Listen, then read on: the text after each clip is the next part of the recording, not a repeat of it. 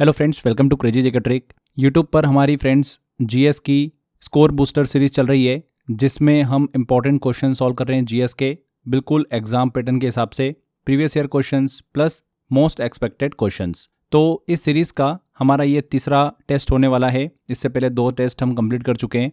जो भी एग्जाम अभी लाइनअप है उसको ध्यान में रखते हुए ही हम यहाँ पर क्वेश्चन सॉल्व कर रहे हैं, ठीक है। तो वीडियो पूरा देखिएगा एंड जो भी आपका स्कोर रहता है 30 क्वेश्चन से, 30 क्वेश्चंस में से कितने क्वेश्चंस आप करेक्ट कर पाते हो कमेंट बॉक्स में ज़रूर बताइएगा। इस वीडियो का पीडीएफ आप डाउनलोड कर सकते हैं, detail PDF crazy JK trick application पे ऑप्शन दिया हुआ है। साथ ही फ्रेंड्स आप इस टेस्ट की और प्रीवियस टेस्ट की प्रैक्टिस भी कर सकते हैं, ठीक है। उसके लिए आप एप्लीकेशन डाउनलोड कर लीजिएगा, वहाँ पर आपको ऑप्शन दे रखा है। तो चलिए अब बिना किसी देरी के हम सेशन को स्टार्ट करते हैं। पहला क्वेश्चन लेते हैं, निम्नलिखित में से कौन सा रोग जो है डिसीज वो दूषित भोजन या फिर पेय पदार्थों के सेवन से होता है। कौन सा रोग? हैजा, इसे बोला जाता है कॉलेरा। एक बैक्टीरियल डिसीज है, ये विब्रियो कॉलेरी नामक एक बैक्टीरिया से होता है। इन्फेक्शन जो होता है इसमें वो दूषित पानी या फिर भोजन से फैलता है। सिम्टम्स की बात करें तो सीवियर डायरा देखने को मिलता है, डिहाइड्रेशन देखने को मिलता है। इसमें शरीर से जो होता है वो पानी की कमी हो जाती है। अगर ट्रीटमेंट न हो तो ये डिसीज जो होती है वो जानलेवा तक हो सकती है। तो यहाँ पर कौन सा है? कॉलेरा, हैजा, डी आंसर। नेक्स्ट आता है, स्वच्छ ऊर्जा और सबका प्रयास द्वारा संचालित 7 इंजनों से प्रेरित दृष्टिकोण किस योजना से संबंधित हैं? बात हो रही है सिंपल सी कि क्लीन एनर्जी एंड सबका प्रयास किस योजना से रिलेटेड है? तो वो है PM Gati Shakti master plan से। PM Gati Shakti master plan एक होलिस्टिक इंफ्रास्ट्रक्चर डेवलपमेंट योजना है। इसका आधार है 7 engine: roads, railways, airports, ports, public transport, waterways और लॉजिस्टिक इंफ्रास्ट्रक्चर। इस योजना का मकसद मिनिस्ट्रीज और डेवलपमेंट्स को मिलाकर काम करवाना है ताकि प्रोजेक्ट्स फास्ट और कोऑर्डिनेटेड तरीके से पूरे हो। ये सिर्फ एक सड़क योजना नहीं बल्कि पूरे देश के इंफ्रास्ट्रक्चर को इंटीग्रेट करने की योजना है। कौन सी? PM Gati Shakti master plan, D answer. अगला आता है क्वेश्चन, बिल्हण निम्नलिखित में से किस साम्राज्य का दरबारी कवि था? तो बिल्हण की बात करें, कश्मीर के एक प्रसिद्ध पोएट थे, कवि थे। ये वेस्टर्न चालुक्य एम्पायर के राजा विक्रमादित्य 6 के दरबार में रहते थे। उन्होंने एक महत्वपूर्ण एपिक पोएम लिखी थी, विक्रमांक देवचरित।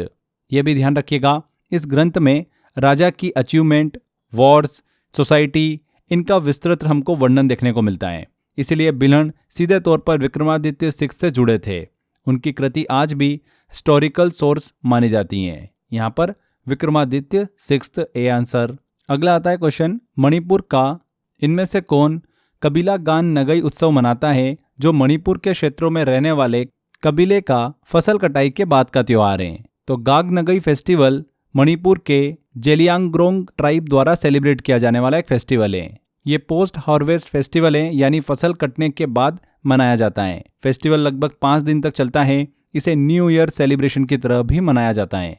लोग ट्रेडिशनल ड्रेसेस पहनकर डांस करते हैं, दावतें रखते हैं और अच्छी फसल के लिए भगवान का धन्यवाद करते हैं। तो मणिपुर का जेलियांगरोंग कबीला गान नगई उत्सव मनाता है, ए आंसर। नेक्स्ट आता है क्वेश्चन, मुस्लिम समुदाय के बीच एकता के प्रतीक के रूप में ओटोमन खिलाफत को बचाने के लिए अली भाइयों और मौलाना अबुल कलाम आज़ाद के नेतृत्व में चलाए गए आंदोलन का नाम क्या था? बहुत ही सिंपल क्वेश्चन है, क्या नाम था उस मूवमेंट का? खिलाफत मूवमेंट। खिलाफत मूवमेंट एक ऑल इंडिया मुस्लिम मूवमेंट था। इसके लीडर्स थे अली ब्रदर्स, मोहम्मद अली और शौकत अली। इसके अलावा मौलाना अबुल कलाम आज़ाद। पर्पस क्या था? फर्स्ट वर्ल्ड वॉर के बाद ओटोमन सुल्तान यानी खलीफा के पद को खत्म करने से रोकना। इस आंदोलन को महात्मा गांधी ने सपोर्ट किया और ये इंडियन नेशनल मूवमेंट से जुड़ गया था। इसने हिंदू मुस्लिम यूनिटी को भी मजबूत किया था। खिलाफत आंदोलन, बी आंसर। नेक्स्ट लेते हैं क्वेश्चन, नेपच्यून ग्रह की कक्षा से परे सूर्य के चारों ओर घूमने वाले छोटे बर्फीले पिंडों के एक सपाट वलय को क्या कहते हैं? बहुत बार पूछा हुआ क्वेश्चन है एग्जाम के अंदर ये। क्या कहते हैं उस बेल्ट को? कुइपर बेल्ट कहते हैं। कुइपर बेल्ट सूर्य के चारों ओर नेपच्यून की जो कक्षा है, ऑर्बिट है, उसके बाहर स्थित हैं। ये छोटे छोटे आइस बॉडीज और जो ड्वार्फ प्लैनेट्स हैं उसका एक क्षेत्र है। प्लूटो इसी बेल्ट का एक सबसे फेमस मेंबर भी है। अगर हम एस्ट्रॉइड बेल्ट की बात करें तो मंगल जो ग्रह है और बृहस्पति उसके बीच स्थित हैं। एस्ट्रॉइड बेल्ट, इसमें ज़्यादातर रॉकी बॉडीज मतलब चट्टानी पिंड होते हैं। वहीं अगर हम ऊर्ट क्लाउड की बात करें तो कुइपर बेल्ट से बहुत दूर स्फेरिकल एक रीजन है। इसे लॉन्ग पीरियड कॉमेट का सोर्स माना जाता है, ऊर्ट क्लाउड को। तो ये भी थोड़ा क्लियर रखिएगा। यहाँ पर सिंपल पूछा है, नेपच्यून जो हमारा प्लेनेट है उसकी ऑर्बिट से परे सूर्य के चारों ओर घूमने वाले छोटे बर्फीले पिंडों के एक सपाट वलय को क्या कहा जाता है? कुइपर बेल्ट कहा जाता है। नेक्स्ट आता है क्वेश्चन, मोहिनी अट्टम किस राज्य का शास्त्रीय नृत्य रूप है? तो मोहिनी अट्टम किस राज्य का एक प्रसिद्ध शास्त्रीय नृत्य है, क्लासिकल डांस है? केरल राज्य का। इस नृत्य का नाम मोहिनी से आया है, जिसका अर्थ होता है जादूगरनी या फिर जादू करने वाली महिला। ये नृत्य ग्रेसफुल मूवमेंट्स और फेशियल एक्सप्रेशन पर जोर देता है। इसे सोलो फीमेल डांसर द्वारा किया जाता है। मोहिनी अट्टम भारतीय शास्त्रीय नृत्य के 8 प्रमुख रूपों में से एक है। ध्यान रखिएगा किस राज्य का रूप है ये? केरल का। अगला आता है, किसी देश के मौद्रिक प्राधिकरण द्वारा विदेशी या फिर कभी कभी भारी झटकों के खिलाफ मुद्रा आपूर्ति को स्थिर करने के लिए मुद्रा बाजार में हस्तक्षेप को क्या कहा जाता है? मतलब बेसिकली ये पूछा जा रहा है कि जब किसी देश का मॉनेटरी अथॉरिटी जो होता है करेंसी मार्केट में दखल देकर मनी सप्लाई को स्टेबल रखता है तो इस प्रोसेस को क्या कहते हैं? ठीक है, तो जब फॉरेन करेंसी जैसे कि डॉलर का इनफ्लो बढ़ता है तो सेंट्रल बैंक जो होती है बाजार से डॉलर खरीद लेता है और बदले में रुपए जो है वो सर्कुलेशन में आ जाते हैं।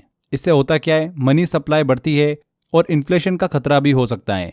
इसे कंट्रोल करने के लिए central bank open market operations करता है, यानी गवर्नमेंट सिक्योरिटीज बेचता है ताकि एक्स्ट्रा रुपीस वापस खींच लिया जाए। इस प्रोसेस को ही क्या कहते हैं? स्टेरिलाइजेशन कहते हैं। इसका ऑब्जेक्टिव होता है एक्सचेंज रेट स्थिर रखना और इन्फ्लेशन कंट्रोल करना। यही पूछा गया यहाँ पर, स्टेरिलाइजेशन। ए आंसर बिल्कुल करेक्ट होगा। अगला आता है, संविधान के भाग 4A में मौलिक कर्तव्य को किसके द्वारा शामिल किया गया था? तो फंडामेंटल ड्यूटीज मौलिक कर्तव्य की बात हो रही है, तो इसे संविधान में 42वें संविधान संशोधन अधिनियम 1976 के द्वारा जोड़ा गया था। इन्हें पार्ट 4A और आर्टिकल 51A के अंतर्गत डाला गया। इनिशियली शुरुआत में देखें तो 10 ड्यूटीज थी स्वर्ण सिंह समिति की सिफारिश पर। बाद में आगे चलकर 86 अमेंडमेंट एक्ट 2002 द्वारा एक और ड्यूटी जोड़ी गई, 6 से 14 साल के बच्चों को शिक्षा दिलाना। तो अब टोटल फंडामेंटल ड्यूटीज कितनी हो गई है? 11 हो गई हैं। ठीक है, तो यहाँ पर पूछा गया सिंपली कि संविधान के भाग 4A में फंडामेंटल ड्यूटी को किसके द्वारा शामिल किया गया था? तो 42वां संविधान अधिनियम 1976, सी आंसर। नेक्स्ट आता है, द बिग डिपर किस तारामंडल के 7 सबसे चमकीले तारों से बना एक तारामंडल है? तो the big dipper ursa major तारामंडल का सबसे फेमस हिस्सा है। इसमें 7 सबसे चमकीले तारे होते हैं जो मिलकर करछुल या फिर हल जैसा शेप बनाते हैं। भारत में इसे सप्तऋषि मंडल कहा जाता है, यानी 7 ऋषियों का प्रतीक। उर्स मेजर का अर्थ है ग्रेट बेयर, बड़ा भालू। इसके 2 तारे डूबे और मेराक 2 पॉइंटर्स कहलाते हैं, क्योंकि ये लाइन बनाकर सीधे पोलरिस मतलब ध्रुव तारा तक ले जाते हैं।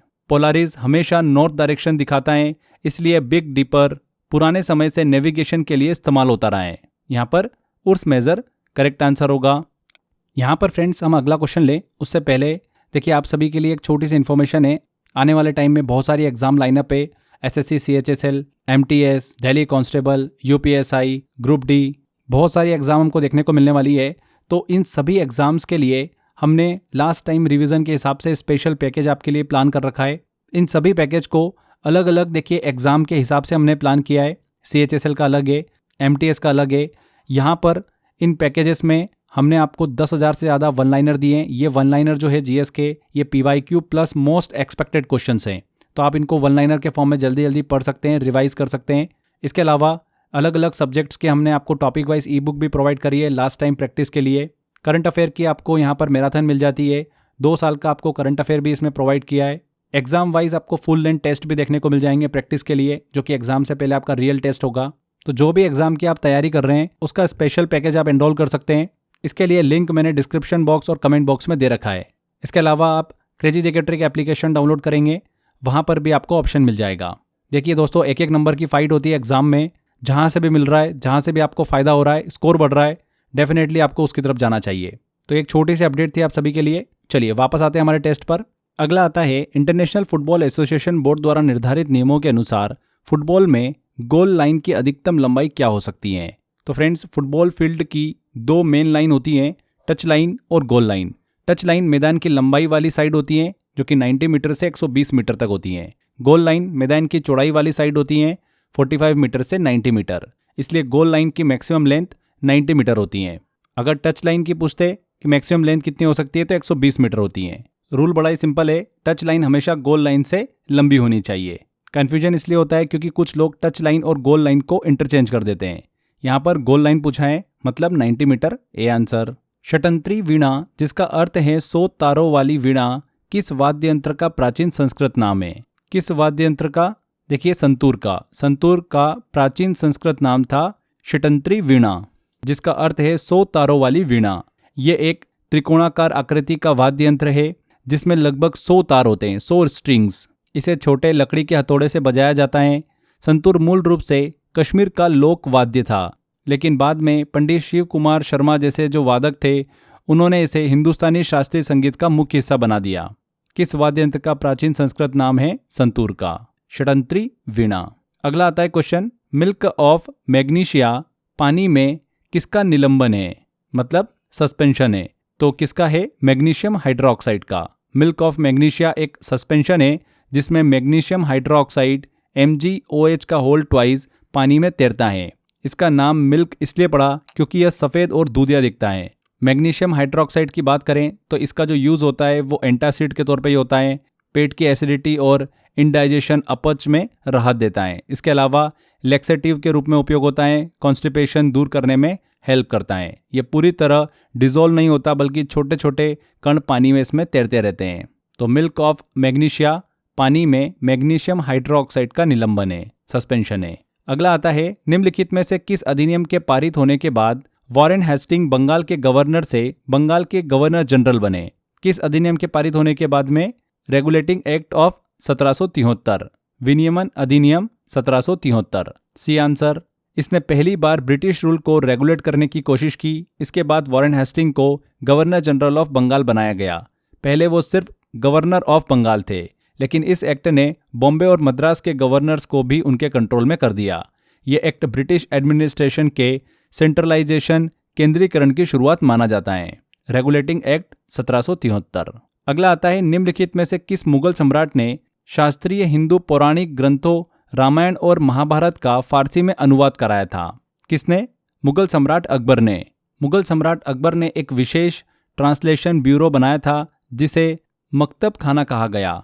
इस ब्यूरो में कई धार्मिक और सांस्कृतिक ग्रंथों का पर्शियन भाषा में अनुवाद कराया गया। रामायण का अनुवाद अब्दुल कादिर बदायूनी ने किया। महाभारत का अनुवाद रज़्मनामा बुक ऑफ वॉर्स के नाम से हुआ। अकबर का मकसद साफ था, भारत में अलग अलग धर्मों और कम्युनिटीज़ के बीच सांस्कृतिक एकता को बढ़ाना। यहाँ पर अकबर बिल्कुल करेक्ट होगा। नेक्स्ट आता है, रौफ किस राज्य का पारंपरिक नृत्य है जिसका अभ्यास ईद के त्योहारों और रमजान के दिनों के दौरान किया जाता है? तो रौफ जम्मू और कश्मीर का एक पारंपरिक लोक नृत्य है, ट्रेडिशनल फोक डांस है। ये मुख्य रूप से महिलाओं द्वारा किया जाता है। ईद और रमजान जैसे पवित्र अवसरों पर महिलाएं 2 कतारों में आमने सामने खड़ी होती हैं और धीमी लयबद्ध चालों के साथ नृत्य करती हैं। ये नृत्य शांति, प्रेम और कल्चर हेरिटेज का प्रतीक होता है। तो रौफ किस राज्य का पारंपरिक नृत्य है? जम्मू और कश्मीर का। 1928 में नई दिल्ली के फिरोज शाह कोटला में किस क्रांतिकारी संगठन की स्थापना हुई थी? तो 1928 में दिल्ली के फिरोज शाह कोटला मैदान में हिंदुस्तान सोशलिस्ट रिपब्लिकन एसोसिएशन की स्थापना हुई थी। इसके नेता थे भगत सिंह, चंद्रशेखर आजाद और सुखदेव। पहले इसका नाम था हिंदुस्तान रिपब्लिकन एसोसिएशन, जिसकी शुरुआत 1924 में रामप्रसाद बिस्मिल और सचिंद्र नाथ सान्याल ने की थी। बाद में इसमें सोशलिस्ट शब्द जोड़ा गया था ताकि यह दिखे कि क्रांतिकारी समाजवाद के विचारों से प्रेरित हैं। तो Hindustan socialist republican association, C answer. निम्नलिखित में से किस संशोधन अधिनियम के कारण आर्टिकल 21A को जोड़ा गया था? तो 86वें अमेंडमेंट एक्ट 2002 के जरिए भारतीय संविधान में आर्टिकल 21A को जोड़ा गया। ये कहता है कि 6 से 14 साल की उम्र के सभी बच्चों को फ्री एंड कंपलसरी एजुकेशन जो है वो दी जाएगी। इसके साथ ही संविधान में एक फंडामेंटल ड्यूटी भी जोड़ी गई कि माता पिता अपने बच्चों को शिक्षा दिलाने की जिम्मेदारी निभाए। तो 86वें संशोधन अधिनियम 2002, बी आंसर। भारतीय शास्त्रीय कर्नाटक संगीत में कितने मूल ताल हैं? तो इंडियन क्लासिकल कर्नाटिक म्यूजिक की बात करें तो इसमें कुल 7 बेसिक ताल होते हैं। इन्हें सुलादी सप्त ताल भी कहा जाता है। ध्रुव ताल, मध्य ताल, रूपक ताल, झंपा ताल, त्रिपुट ताल, अटा ताल और एक ताल। यहाँ पर 7 बिल्कुल करेक्ट होगा। किस जनगणना का नारा हमारी जनगणना हमारा भविष्य था? किस जनगणना का नारा था? 2011 की जनगणना का। हमारी जनगणना हमारा भविष्य, ये भारत की 15वीं जनगणना थी और आज़ादी के बाद की 7वीं जनगणना। इस नारे का मकसद था लोगों को जागरूक करना कि जनगणना में उनका योगदान देश के डेवलपमेंट के लिए कितना ज़रूरी है। 2011 की। नेक्स्ट आता है खंबात की खाड़ी, कच्छ की खाड़ी और गंगा डेल्टा किस ऊर्जा का उपयोग करने के लिए आदर्श परिस्थितियां प्रदान करते हैं। तो खंबात की खाड़ी, कच्छ की खाड़ी और गंगा डेल्टा टाइडल एनर्जी के लिए सबसे अच्छे माने जाते हैं। टाइडल एनर्जी समुद्र के जो टाइड्स होते हैं, ज्वार भाटा, उसके उतार चढ़ाव से बनती हैं। यहाँ पर नैरो इनलेट्स और स्ट्रॉन्ग टाइडल वेव्स होती है जो कि ऊर्जा उत्पादन को आसान बनाती हैं। भारत में इसके मुख्य स्थानों की बात करें तो गुजरात की खाड़ियाँ और पश्चिम बंगाल का सुंदरबन डेल्टा। तो यहाँ पर टाइडल ज्वारीय। पदोन्नति में आरक्षण संविधान के किस अनुच्छेद के अंतर्गत आता है। तो भारतीय संविधान का आर्टिकल 16(4)A जो है राज्य को सरकारी नौकरियों में रिजर्वेशन इन प्रमोशन देने की अनुमति देता है। यह खास तौर पर SC/ST के लिए है। यह प्रावधान 77th कॉन्स्टिट्यूशनल अमेंडमेंट एक्ट 1995 के जरिए जोड़ा गया ताकि न्यायालय के उस फैसले को पलटा जा सके जिसमें पदोन्नति में आरक्षण रोक दिया गया था। Article 16(4)A। प्रसिद्ध तराना गायक पंडित रतन मोहन शर्मा किस घराने से संबंधित हैं। तो पंडित रतन मोहन शर्मा हिंदुस्तानी शास्त्रीय संगीत के प्रसिद्ध गायक हैं। वे मेवाती घराने से जुड़े हैं और तराना गायन की कला में माहिर हैं। महान गायक पंडित जसराज के भतीजे और शिष्य हैं।